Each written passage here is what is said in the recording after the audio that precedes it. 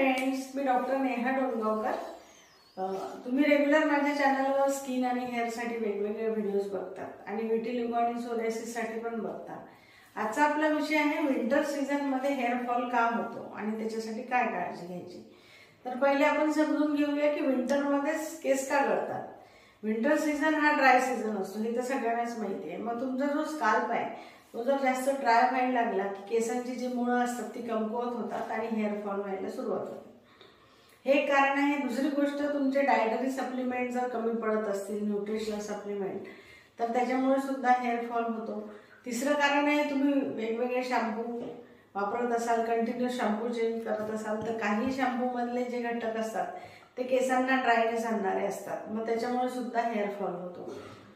तर त्याच्यासाठी तुम्हाला हे जे कारण आहेत ह्याला ओव्हरकम करून तुम्हाला हेअर फॉल थांबवायचा असेल तर तुम्ही घरी त्याची व्यवस्थित काळजी घ्यायला पाहिजे। आणि तरीही जर हेअर फॉल होत असेल तर तुम्ही नक्कीच डर्मॅटोलॉजिस्टला कन्सल्ट केलं पाहिजे।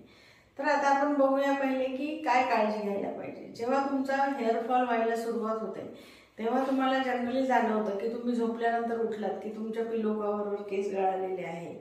तुम्ही अशा हाताने जर केसांना असं कोंब केलं तर ते केस कंटिन्यूअस हातात येतात आहे।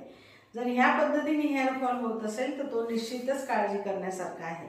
पण तुम्ही जेव्हा कोंब करता तेव्हा जर 10-15 केस हाताशी येत असेल तर ते रेग्युलर जे टॅलोजन फेसमध्ये जे केस वृद्ध होतात, त्याला आपण वृद्ध म्हणूया, तर ते आपोआप गळतात। तर तेव्हा तेवढी चिंता करण्याची गरज नाही। पण जर कंटिन्यूअस तुमचे दिवसभर केस पडतातच आहे खाली, तर मात्र तुम्ही केसांची काळजी घेणं गरजेचं आहे। आता केसांची काळजी घेताना पहिले तुम्ही तुमच्या स्किनला कुठला शॅम्पू सूट होतो ते बघा आणि कुठलं हेअर ऑइल तुम्ही वापरताय त्याच्याकडे लक्ष द्या। साधारणतः जनरली पॅराशूट हेअर ऑइल वापरलं जातं, पण ते ॲक्च्युअली प्युअर नारळाचं तेल नसतंच, तर ते लिक्विड पॅराफिन युक्त जेही तेल आहे ते तुम्ही वापरणं बंद करा। त्याचे केसांना काहीही फायदा होत नाही, उलट नुकसान होतं।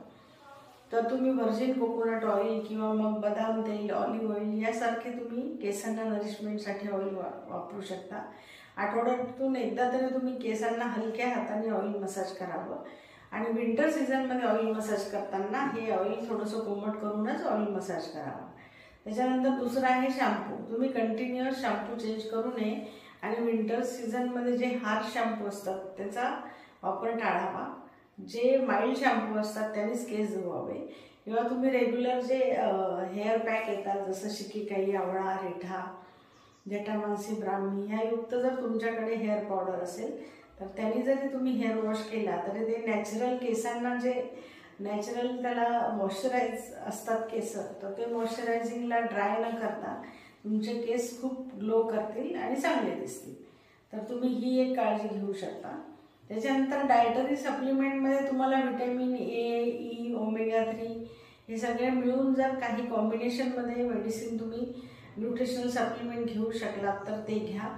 किंवा मग तुम्हाला मुळातच ॲनिमिया आहे आणि तुमची स्किन खूप ड्राय होते आणि हेअर पण ड्राय होत आहे, अशा प्रकारचे सिम्पटम्स असेल, काहींना थायरॉइड असेल, काहींना PCOD असेल, अशा लोकांचेही विंटर सीझनमध्ये जास्त केस गळतात। तर ह्या लोकांनी आपल्या केसांची काळजी घेण्यासाठी मात्र तुम्ही डर्मॅटोलॉजिस्टच्या सल्ल्याने मेडिसिन घेतलेले बरे। त्याच्याशिवाय तुम्ही जर न्यूट्रिशनल सप्लिमेंट घेताय आणि सोबत डाएटमध्ये काय चेंज करायला पाहिजे, तर तुम्ही रेग्युलर तुमच्या डाएटमध्ये बदाम, वॉलनट, ज्याला आपण अक्रोड म्हणतो, हे रेग्युलर घ्यायला पाहिजे। आणि तुम्ही हे जर रेग्युलरली सकाळी उठल्यावर घेत असाल उपाशीपोटी तर त्याचा नक्कीच फायदा होतो। तर तुम्ही ड्रायफ्रूट्समध्ये ह्या गोष्टी घ्या। त्याच्यानंतर ओमेगा 3साठी तुम्ही ओमेगा 3 ज्याच्यामध्ये आहे असे डायटरी सप्लिमेंट तुम्ही तुमच्या आहारात घेऊ शकता। जसं की आपण म्हणतो की जवसाची चटणी किंवा मग रेग्युलर जवस तुम्ही 1 चमचा खाल्ला तर तुम्हाला त्याच्यातून ओमेगा 3, ओमेगा 6 भरपूर प्रमाणात मिळतं। ते तुमच्या चिया सीड्स पण तुम्ही तुमच्या रेग्युलर डाएटमध्ये घेऊ शकता। त्याच्यानंतर मोड आलेली कडधान्य ज्याच्यामध्ये व्हिटॅमिन ई भरपूर प्रमाणात असतं, ते आठवड्यातून 2दा तुम्ही कच्चं मोड आलेले कडधान्य खाऊ शकता। या पद्धतीने तुम्ही डाएट आणि न्यूट्रिशनल सप्लिमेंट दोन्हीकडे लक्ष दिलं तर मला असं वाटतं तुमचा हेअरफॉल टाळता येईल। त्यातल्या त्यात हेअरफॉल होण्याची कारणं असतील, काही लोकांना स्काल्प सोरायसिस असतो, काहींना सिबोरिक डर्मेटायटिस असतो, काहींना इतर स्किन डिसीजेस असतात। तर ह्यामुळे जर केस गळत असतील तर तुम्हाला त्या आजारावर तर त्या स्किन डिसीजवर उपचार घ्यावे लागतील, जेणेकरून तुम्हाला त्याच्यामुळे जे केस गळतात ते केस गळण्यात थांबवता येईल. अशा पद्धतीने तुम्ही विंटर सीझनमध्ये जो हेअरफॉल होतो त्याची निश्चितच काळजी घेऊ शकाल. तुम्हाला माझा व्हिडिओ आवडला असेल तर नक्कीच माझं चॅनल सबस्क्राईब करा आणि लाईक करा. थँक्यू.